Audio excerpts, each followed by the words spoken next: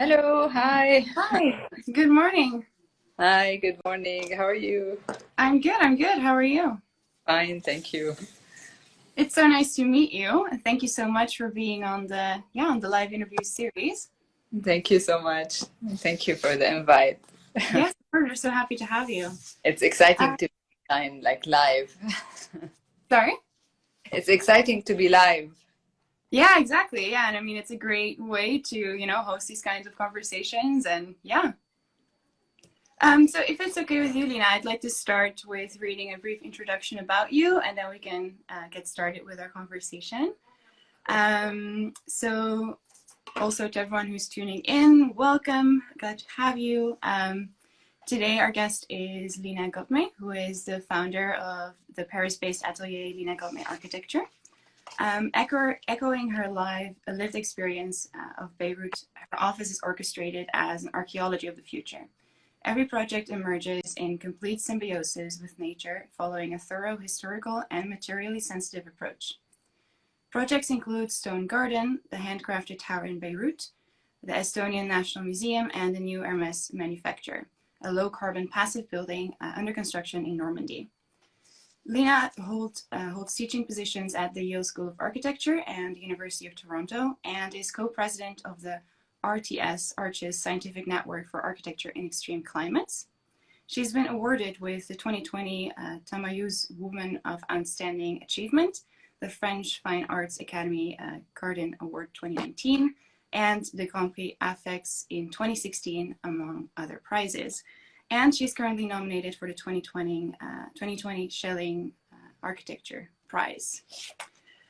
So again, Lina, welcome. And today we've set the theme of the conversation at Architecture as Archaeology of the Future. I'd like to start off with a question. You founded Lina Ghotmeh Architecture. What is your firm's vision and philosophy on architecture? Yeah, I mean, first we want to make architecture because I think we are one of the profession that always questions what we are doing, and we try to kind of build an around what we're doing. But I think architecture is substantial to the environment, and as a profession, we're somehow at the intersection of many disciplines, and we actually concentrate these disciplines and reflect them in a built space.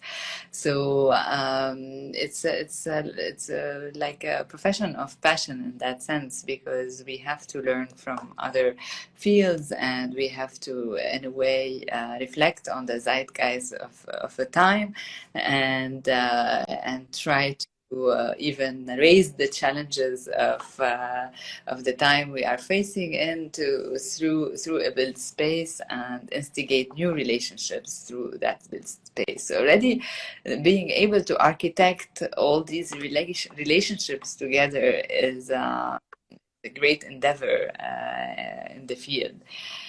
More specifically, the way we produce our work and our project is very much research driven, as you described, like the archaeology of the future, and the like, let's say, what this word or like theme incorporate is really a kind of a quest for every project to to understand the context, to be almost like archaeologues in a certain way. So how an archaeologue works, he or she would start digging, finding traces of the past, understanding what had been there, trying to build up a story about what had been there. This story in the beginning probably unsure, and then it starts to become more and more clear as one moves through, and build these traces to become a place, and to reflect on the community and reflect on what had happened. In a certain way, the process of our work in the office is similar. We're trying every project to really understand deeply the place where we are intervening on, but also looking at the context, looking at the people that will inhabit that place, questioning the typologies that we're developing, and from there starting to emerge like a story, a memory that suddenly takes shape and becomes a building, but a building for the future, and hence the way I talk about it, which is the archaeology of the future in a certain way. So it's bringing that process into a projection of the future, which is what is not constructed yet, but that reflects on almost what a kind of a déjà vu that had been as if it had been there. So it's all about unraveling the past in order to question the future typologies. It very fascinates me a lot, this like relation between the past and the future and how you deal with this as an office. And wondering about your past. So you grew up in Beirut. Has your upbringing in this ancient cosmopolitan city under the constant pressure of Lebanese war had an influence on your design, on how you design architecture? And if yes, in what way? Yeah, I mean, growing in a city like Beirut, and I was born in the 80s, so it was the years when the city was still undergoing war events, and until the 98, where the city center was going to be rehabilitated. So the like the urban context in which I grew up is one that is completely war torn, where the whole fabric was scarred, and nature was in a way coming through it, and there is a sense of this ruin, or this place that is constantly waiting and awaiting to be reconstructed. But also, there, of course, growing in such a context, I was always thinking of how to reconstruct, but also looking at at the way nature inhabited also that context, and the broad beauty in the material that one would see.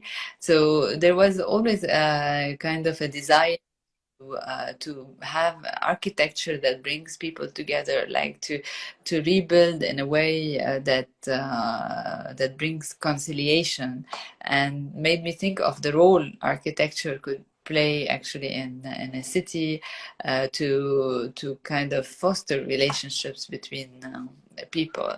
But echoing what I said before, also the question of archaeology also was emergent at that time, because Beirut had been like a city that lived the Phoenician time, the Ottoman times, the Greek, the Romans. So it's like it's really like a place of multiple civilizations. So every time one digs in, uncovers actually a layer of that history, which is quite fascinating, because in a way it gives one a different relationship to time as well, because you can see how much how ephemeral also the state of architecture and the city is in a certain way. So almost as if architecture is in constant state of becoming, of transforming. It's so interesting, and also how you describe the research, or like basically approaching architecture as being an archaeologist and unraveling these layers and layers. And I even read that you wanted to be an archaeologist initially, right, growing up. And then I was doing some research, of course, for this conversation, and I stumbled upon your graduation work, which is Oh, called the Archaeology of the Future as well. And I was wondering, could you elaborate on this vision a bit more and how it turned into a methodology for you as a practice now? Yeah, it's funny that you're bringing up my graduation work. Yeah, definitely, of course. I mean, during the my studies, I studied at the American University of Beirut, so it was also very interesting as a context because as I talk about the crossing of different disciplines, there also I've seen I studied in a campus where there are politics majors in politics and anthropology and and different biology and different fields. So I had also to kind of across my learning as an architect with other courses from this different places. So that was really very interesting and enriched in a way the research approach to the learning of architecture. And still during study times, each one, and that's where I feel like working at studio is quite important. Each one had his or her own space, and I would start a project with many researchers pinning up these as if it becomes like a detective room almost, like with these kind of references and questions and sketches. So and live with these different fields all around. And I think this is important because there is what we in a way are consciously deciding also in the process of architecture, but also there is what the subconscious decides in the process out of what we see. So it's never just a rational process. So you just submerge yourself with all these kind of concepts, and slowly the figure of the new built space emerges out of all this information and all of the knowledge that one accumulates consciously and unconsciously. And I do believe in this kind of sensitive approach to architecture. How does the irrational, in a way, bring our architectural design into a resolution, and how to bring in the sensitive mode of making as well. So that was part of how unconsciously also, because I wasn't really very, let's say, premeditative about this approach, like bringing that process of making and starting a project. And that kept with me until the diploma project, where I actually worked on a subject which is that of the commercial center. It was the time where these large typologies of commercial centers started to emerge in every city, this American model of like this kind of large commercial center. So I started questioning this typology and how to bring diversity in such a typology, starting to contradict its own making and bring in making a housing inside. So mixed use development, basically a micro city. So yeah, and that's also where the questions of archaeology was confirmed, because this is the context that I lived through, and that in a way influenced the making. Actually, the American University of Beirut is somehow a piece of archaeology in Beirut, because it's the only place. I don't know if you know the city. No, no. It's a campus, and it's like a hilly place, and it's the prototype of what was Beirut during the Ottoman period, actually. And it's the only place in Beirut that still testifies of its history, of the history of, or one of the few places of the history of Beirut. And there was a very interesting documentary about the history of that institution. And if you look at its process, you do understand also the process of evolution of the history of Lebanon through that as well, through that campus in itself. Mm-hmm. So interesting, and also to hear how the influences through like different studies, different approaches, how it somehow maybe links to the multidisciplinarity of your firm now, and how you combine all these like different approaches into one project. You also quickly touched upon the process of making. And I would like to ask you how, regarding to the process of making, and for example, your project, the Stone Garden Housing in Beirut, what is your design process there for that specific project, and how does it relate to the the process of making? Hmm. I think like when we're talking about making, we're talking about like a process that involves first the body, it involves the hands in a certain way, like a relationship to the material world. And also it involves a process that is never ending, that is cyclical in a certain way, that doesn't stop, you know.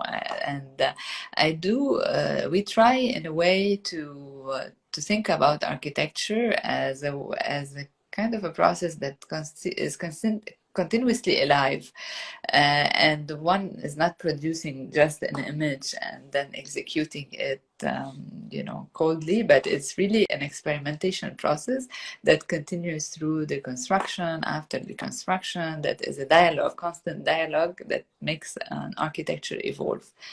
And in that sense, Stone Garden exemplifies that process, because the building, of course, I designed the vision of that project with this kind of a mass that is sculpted, and then these openings that start to talk about the history of Beirut. It's like war-torn facades, but also talk about like moments of life with nature coming in. And then also the moment of how to express that relationship with the earth, with an emergence, as if the building is coming from the ground. And this tight relationship with the ground was the whole moment of experimentation of the project, where I started thinking of how to involve the hand on the envelope and bring an emotional sense into that project, where it's not just a cast building or like a cladding, but becomes a process of making with the artisans.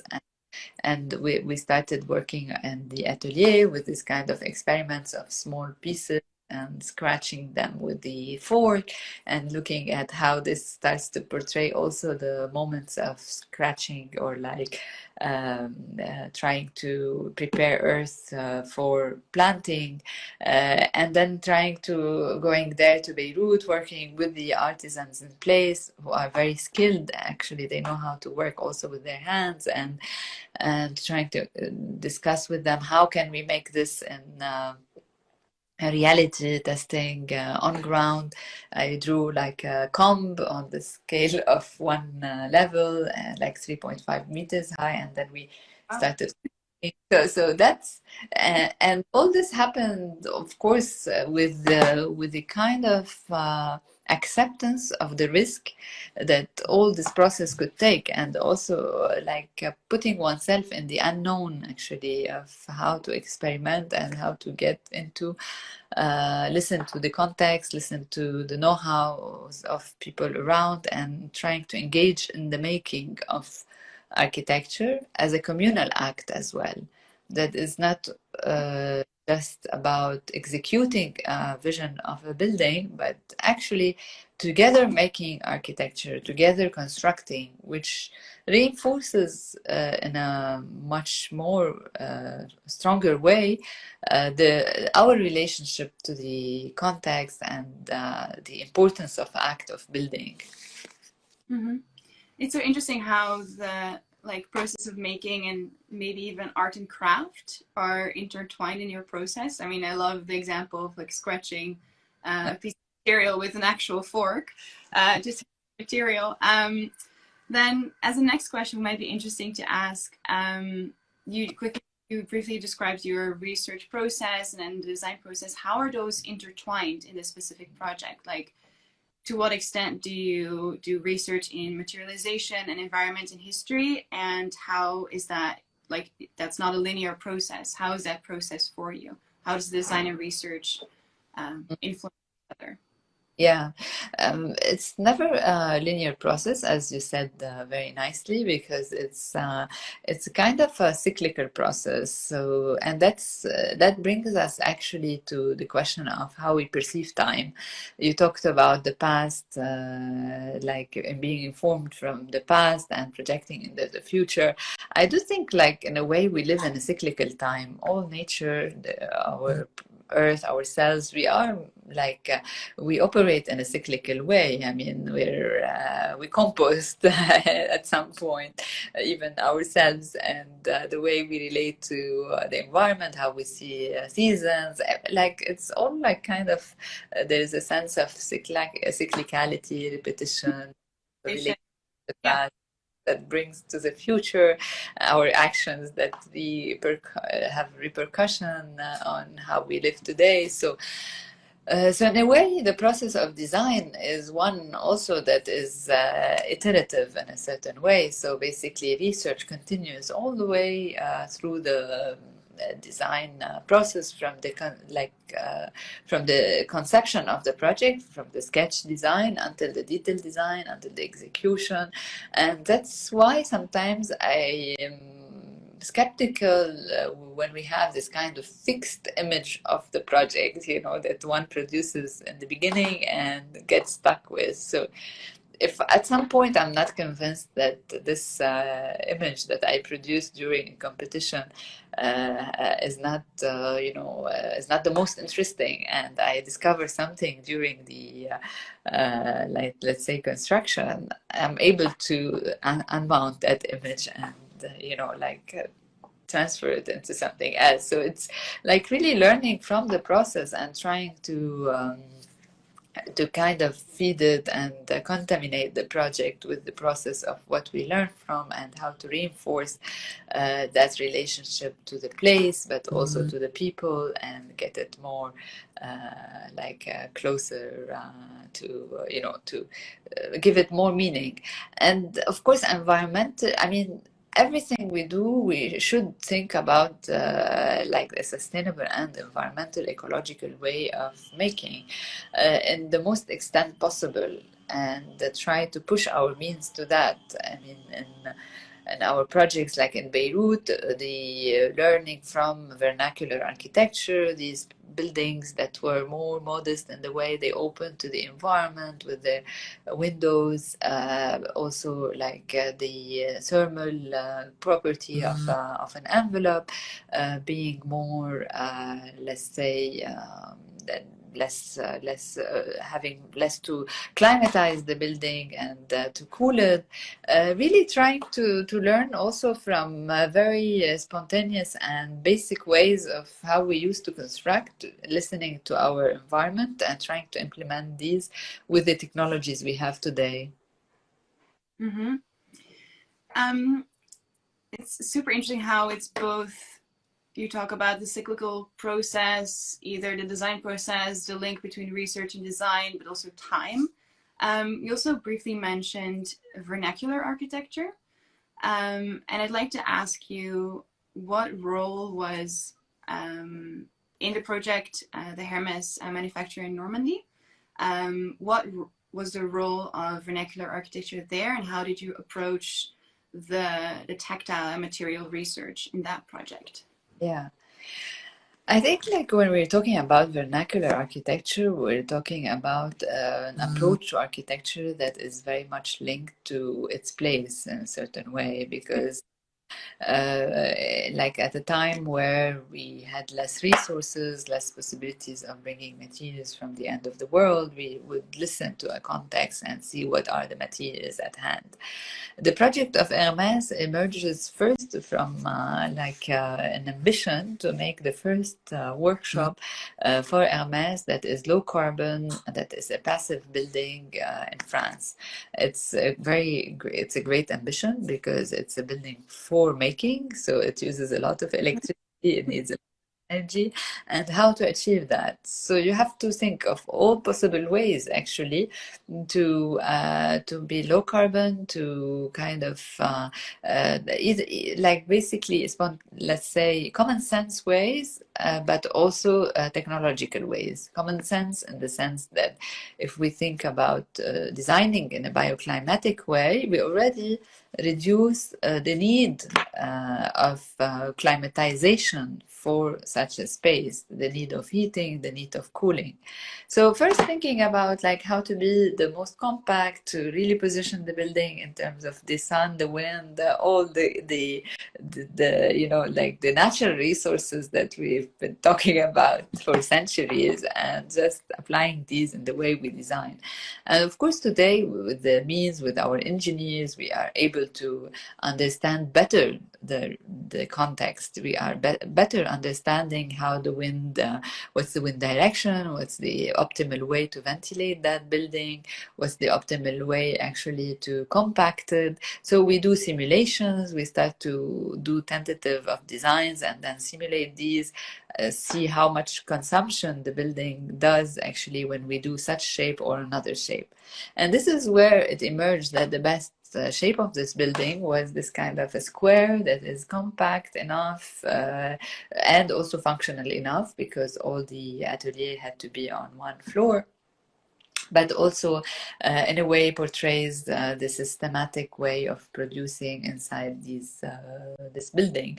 And then when we think about material, we have to think about local material. I mean, what we can bring from the context, from the resources around. We are in Normandy, it's in northern France. The earth is really very clay-like. It's very good for bricks. There are 3 artisans, brick makers that are close to the area. So it made sense that the best material is what is locally sourced from the earth of the site itself, how to bring that into a brick, calculating the carbon footprint of also baking bricks in relationship to bringing wood, let's say, from another place. And then in that sense, it made more like sense to use bricks actually, because it's the closest to the site, complementing that with other biosourced material. And then after looking at every single detail inside the building, like the insulation, how it could be like also low carbon and biofibers. So it's like kind of unbreaking the building into its small pieces and trying to trace each piece and making out of that a bioclimatic low carbon construction. And then thinking about how to compensate with energies that could be the most clean possible, that would not be fossil fuel based energy production, to kind of produce electricity inside the building, but also actually distribute energy. We're able to overproduce to distribute energy into the grid around that building. So talking about the approach or this vernacular result that the building has, it becomes really a kind of a result to have these kind of arches that talk about the brick structure that spans and that is the optimal shape actually for brick construction.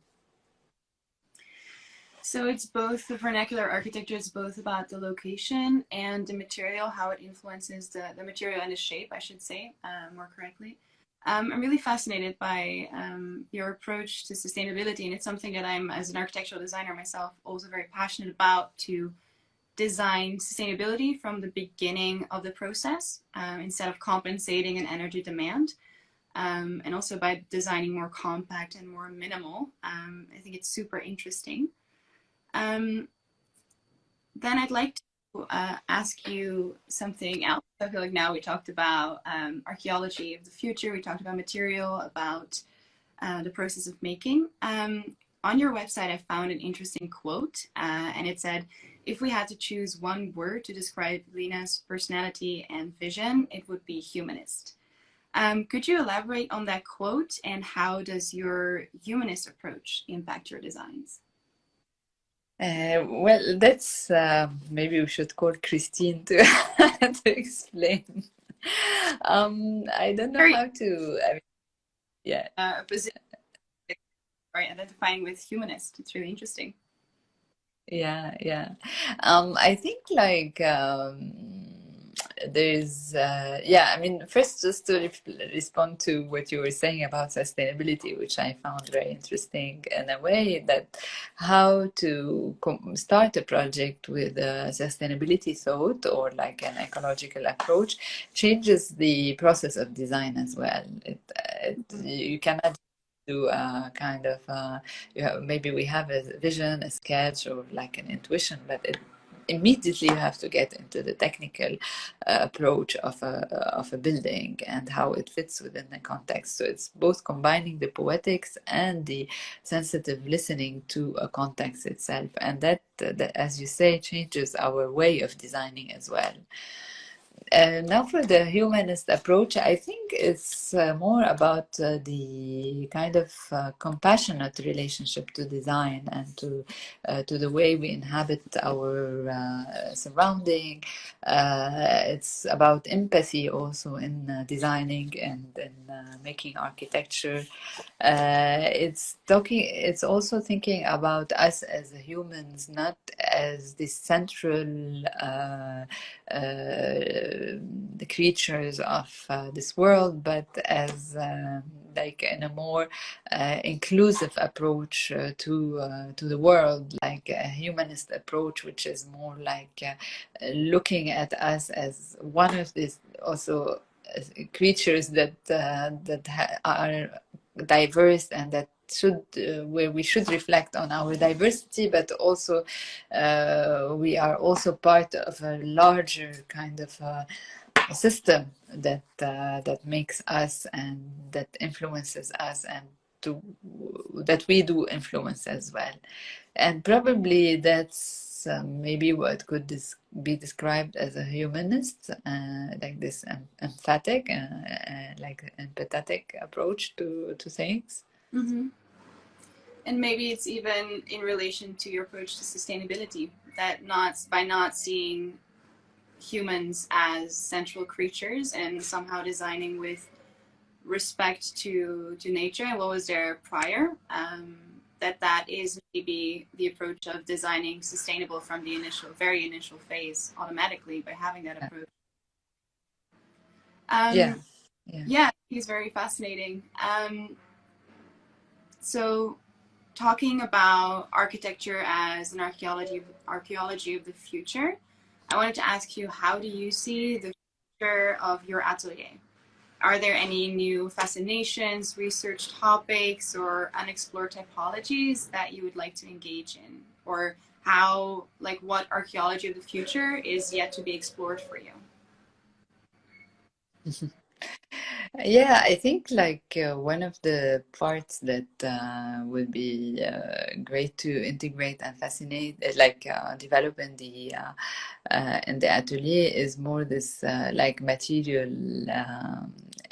interest, but also starting to work on the like or dig more into the combination between technology and materiality, how we can really like think about new tools of making while really working on vernacular ways or materials. Like for example, thinking about 3D printing, but also thinking about 3D printing combined with earth construction.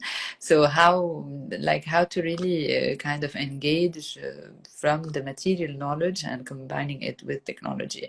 I'm really also fascinated about biomimetism, but more understanding actually the living world and how to integrate that in our architectural way of construction, but combining like more biological understanding of materials and the living world in the architectural way of thinking and process, but also knowledge.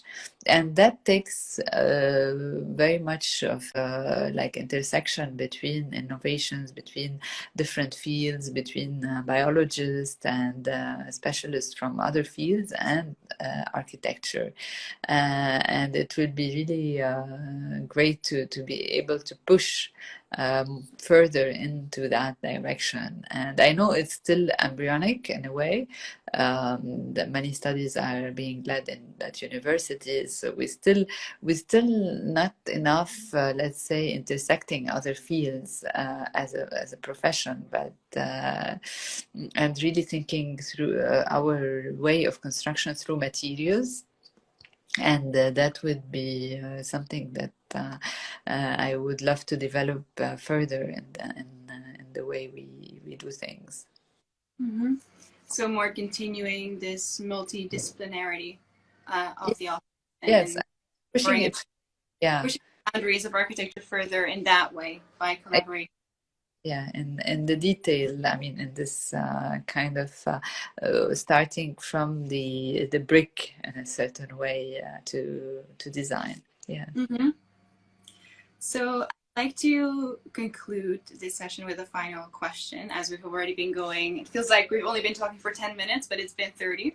Oh, Yeah, I know, it's crazy. So normally at the end of every interview, I ask the same question, and that question would be, what advice would you give architectural students or young architects at the beginning of their career? But I'd like to slightly modify it for this interview, as we're talking about past, present, future. I was wondering if you could give a piece of advice to your past self at the beginning of your career, knowing nice. what you know now. What would the one piece of advice be? Oh, wow, nice. Uh, And a piece of advice. I don't know. I think like if I had the let's say the time, the possibility, I would have studied architecture, medicine, and archaeology together. start with Right. multidisciplinarity of your own.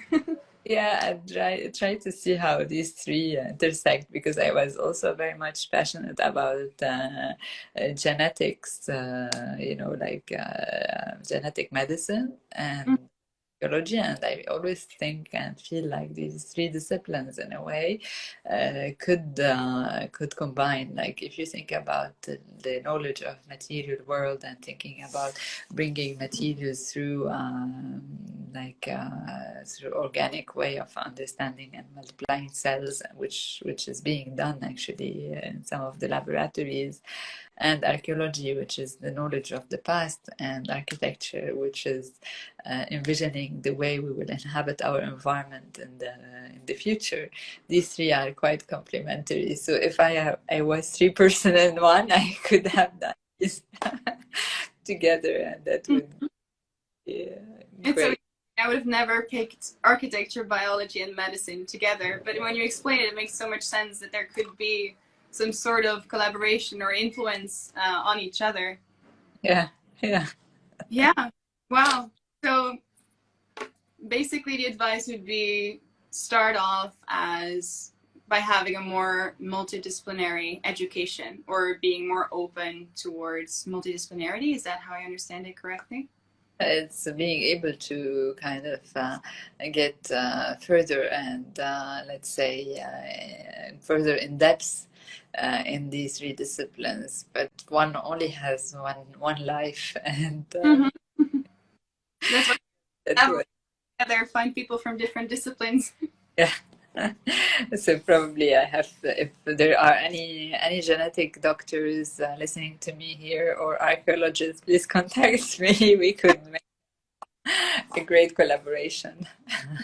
Interesting. So, Lina, thank you so much for being on the series. I truly enjoyed our conversation. I thought it was very interesting. We touched upon so many different aspects of architecture. And of course, how you see archaeology as the architecture as the archaeology of the future. I'd also like to thank everyone who tuned in today. Yes, and yeah, thanks again, Lina, and I wish you a very You good day. so much. It was really beautiful to talk to you as well. No, thank you so much. Okay. Okay, thank you. Have a good day. Bye. Bye bye. Bye. Bye. Bye.